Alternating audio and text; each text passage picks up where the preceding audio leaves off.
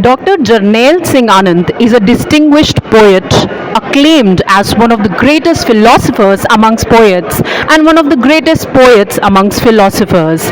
He has written over 150 poetries on fiction, non-fiction, spirituality and philosophy, and known for his brilliant work in critical theory, including 21st century thought in 4 volumes and postmodernist voices in 7 volumes.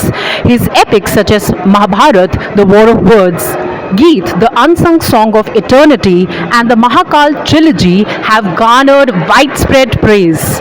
Hailing from Longal, Punjab, Dr. Anand acquired his PhD from Punjab University, Chandigarh, and was honored with Doctorate of Literature by University of South America.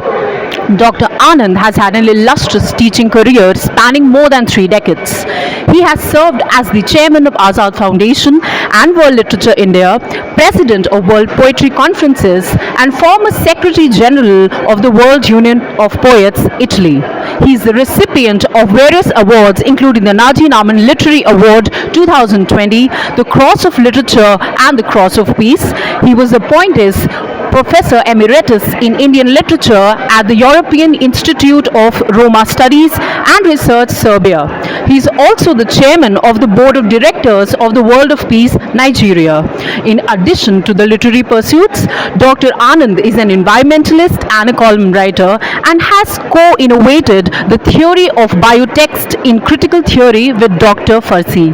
Presently, he holds an honorary position of Professor Emeritus at the Institute of European Roma Studies and Research, Crimes Against Humanity and International Law in Serbia. Dr. Anand's reputation as an author and poet is well deserved, and his influence on contemporary critical theory and philosophy continues to inspire writers and scholars worldwide. It is an honor to partake in a conversation with you, sir. How did you start your academic journey? Thank you, Shivani.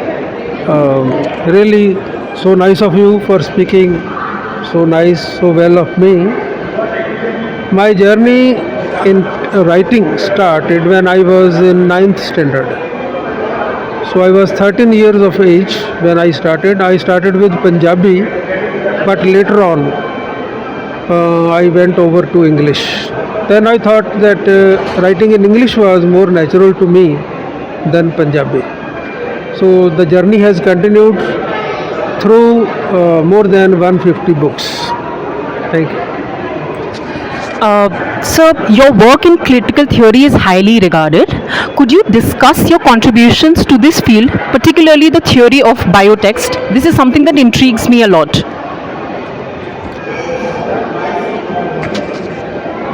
The theory of biotext actually means that while writing, any author who is writing something, he is always under the influence of his personal circumstances. Suppose I am writing now about something.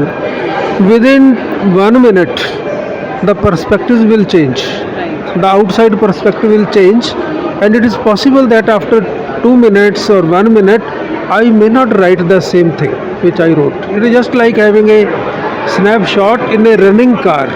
You cannot have the same snapshot in the second if you try it second time. In the same way, when it goes to the reader, he is also reading a poem or story at a particular moment of time, which is governed by his personal life. If he reads the same thing after 5 minutes, it is possible that his personal circumstances have changed, and he may come up with a different type of meanings out of the same thing. So meaning shifts as the time shifts, as the situation shifts, not only in case of the author but in case of the readers also. Thank you. What is your take on spirituality and your poetry, especially on spirituality? How do you kind of perceive that? Actually, when we see that we generally try to confuse spirituality with religion.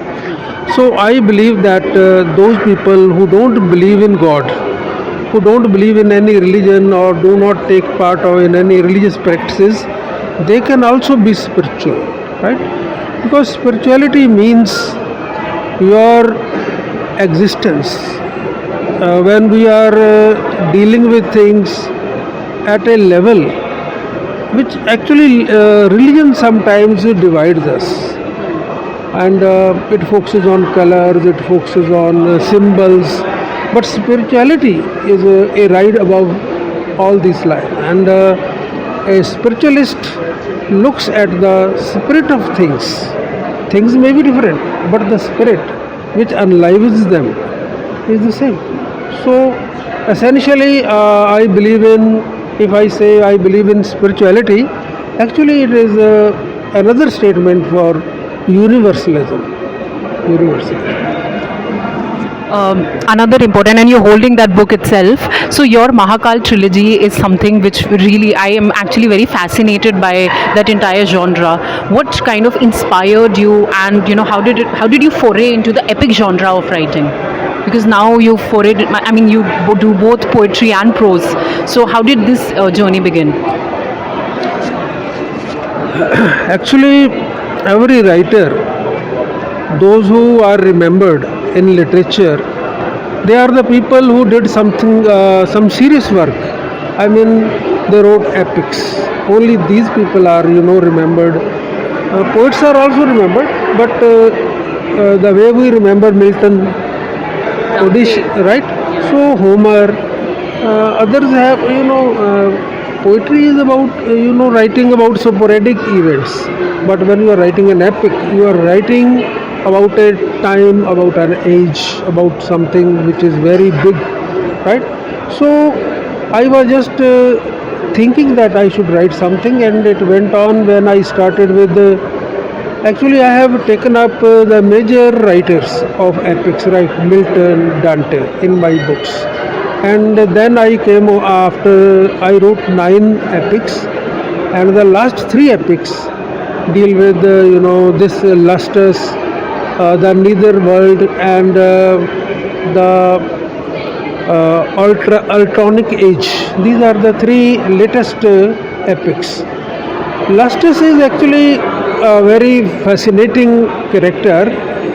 It is a new mythological character. I am no doubt dealing with mythology when I am talking of Satan, I am talking of God, I am talking of Lord Shiva, Ma Saraswati, and all these. Mythology is there, and this mythology is blended, the Western and the Eastern both. But in this background, I have created my own characters.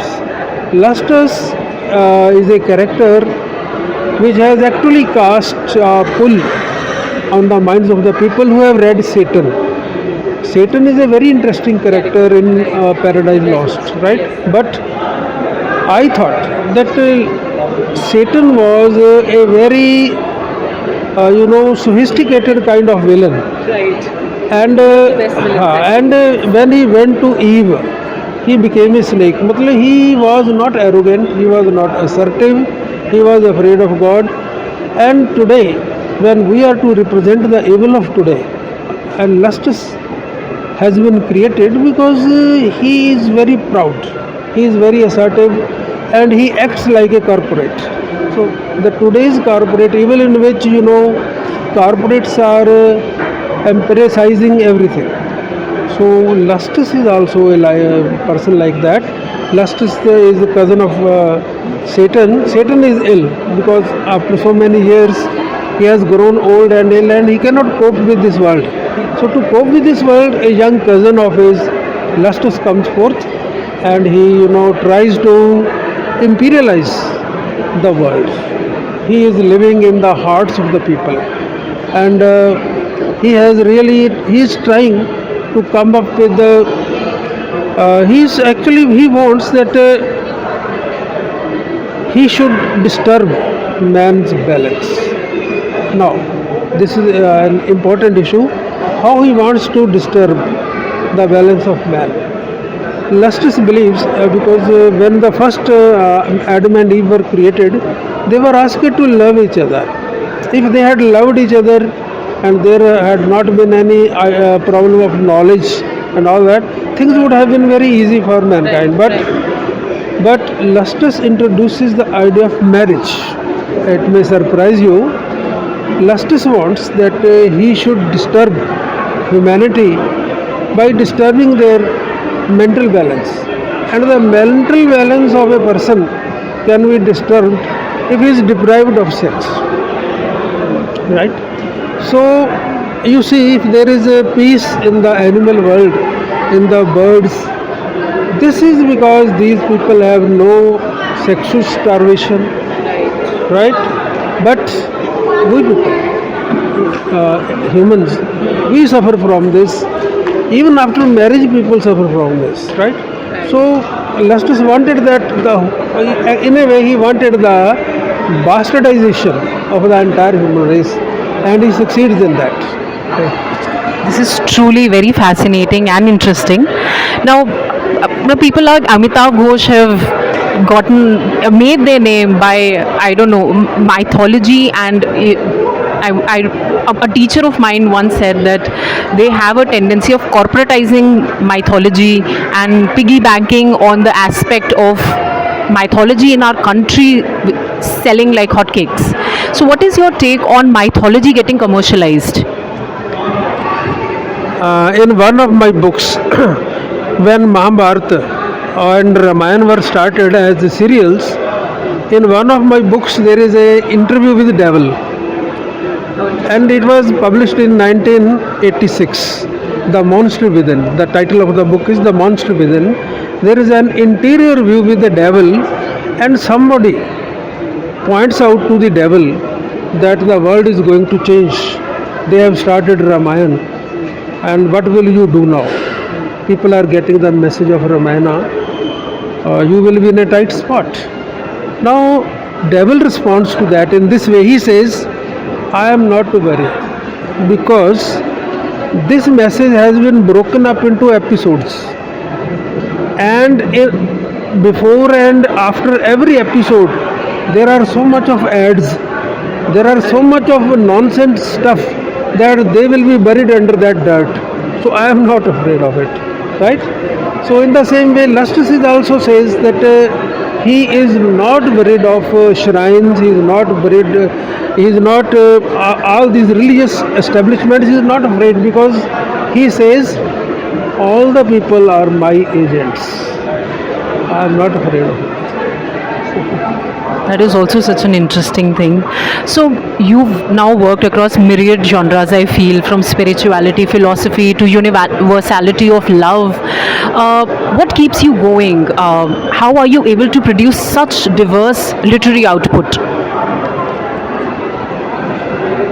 Actually, sometimes I feel that if I think that I should write this, it may not be possible, right? Particularly poetry cannot be written on order. Right. When people say write on this, I always say it is conspired poetry. Either there is inspired poetry or there is conspired poetry. Conspired is you are trying to say something, because with me, poetry is a most natural act. When I feel like, I write.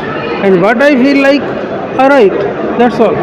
I am not to run after people, I do not run after prizes, I do not run after I simply say what I want to say, I say, that's all. So that is why I tell you, I have been able to write these books without any, pre-preparation, without any pre-planning, without any mapping. I started writing, they started coming. It was just like downloading. These were just mostly, even these epics, I tell you. I started writing, I went on writing, and when I have written, I started dividing them into different cantos. So it was not that I get up at 4, I take tea, I sit down, my wife gives me that, and then I don't write like this. I think these writings cannot come like that. Actually, you preempted my next question, which was, do awards, you've been awarded a lot, you've received a lot of awards. What is the role of awards in your life, if at all there is? Generally, I told you that people these days are writing for awards. They write a book, then they start running after the Sahitya Academy, they run after their office bearers, and and some books are given the awards also. I do not say what quality of these books or not, but the thing is, a writer should write for the writing itself, and he should not run after awards. People think, now just see, I have written Lustus. Today, if somebody says Lustus is a good book, or they give an award, do you think there will be any change in its quality? Or any change in me? Nothing. So awards are just, ego satisfaction, and we should not run after them. Rather, we should concentrate on good writing, so that because writing is a writer's commitment with the future. It is a sacred job. It is not even if you are writing commercial things, even then as a writer you owe a lot to society, and you have to give back. You may not have got money, you may not have got wealth from society. If you have got your vision, you have to give it back to society. Now you see, we have come up with the University of Ethics, because we felt that in the university system we are running with the tide towards a destination which does not exist. So that flow needs to be checked. And I will call it an anti-versity, because all universities teach success. We will say no, not success, but goodness. That is our purpose. That's a great vision, sir, for the university. That brings me to the last question, which is what advice will you give to young academics, to young writers who are sometimes struggling with writing? I think this comes from a personal, point of view as well. So, what advice will you give us?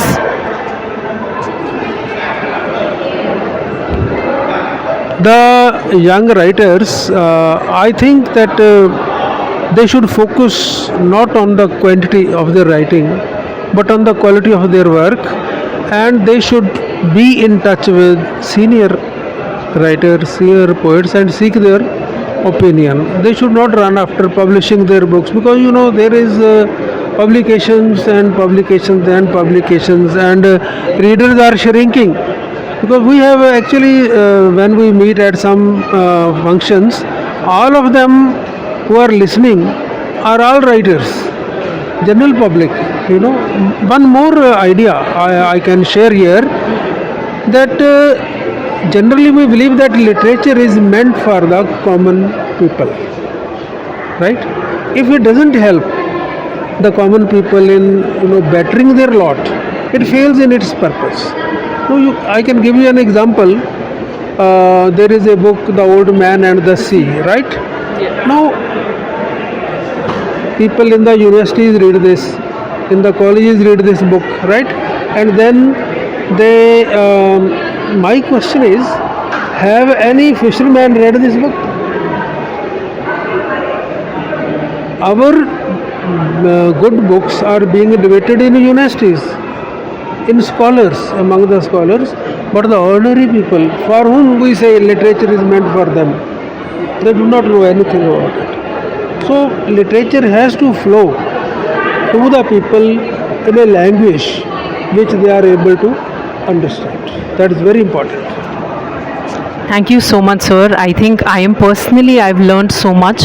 And one point that I'm taking from here is I started working on narratives. My PhD is on folk narratives. My own, the entire thought process behind my work was reaching out to the masses. And I think it's perfect summation when sir says that literature is for the common man. It reminds me of Romanticism. It reminds me of Wordsworth. And I'm going to take this from you and always remember in writing that it's never about the publishers. It's never about the quantity you're writing. It's about the quality that you're delivering. So thank you so much, sir. Thank you. It was indeed an honor. Here is this book for you. Oh, thank you. Thank you, sir. Thank you. Thank you. You get my